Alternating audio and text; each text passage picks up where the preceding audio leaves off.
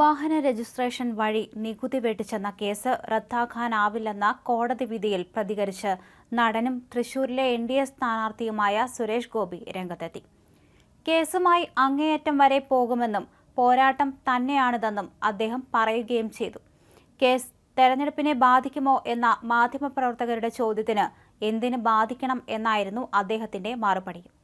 അങ്ങനെയെങ്കിൽ മുഖ്യമന്ത്രിക്ക് ഏതെങ്കിലും ഒരാളെ കേരളത്തിൽ നിർത്താൻ പറ്റുമോ? അദ്ദേഹം ചോദിച്ചു. പുതുച്ചേരിയിൽ വാഹനം രജിസ്റ്റർ ചെയ്ത് നികുതി തട്ടിച്ചുവെന്ന കേസിലാണ് നടനും BJP നേതാവുമായ സുരേഷ് ഗോപിക്ക് തിരിച്ചടി നേരിടേണ്ടി വന്നത്. സുരേഷ് ഗോപിയുടെ ഹർജി എറണാകുളം ACJM കോടതി തള്ളുകയായിരുന്നു. പുതുച്ചേരി വാഹന രജിസ്ട്രേഷൻ കേസ് റദ്ദാക്കില്ലെന്ന് കോടതി വ്യക്തമാക്കി. വ്യാജവിലാസം ഉപയോഗിച്ച് വാഹനം രജിസ്റ്റർ ചെയ്ത് സുരേഷ് ഗോപി നികുതി വെട്ടിച്ചെന്നാണ് കേസ്. 2 കാറുകൾ രജിസ്റ്റർ ചെയ്ത് 30 ലക്ഷത്തോളം രൂപയുടെ നികുതി വെട്ടിച്ചുവെന്നായിരുന്നു ആരോപണം.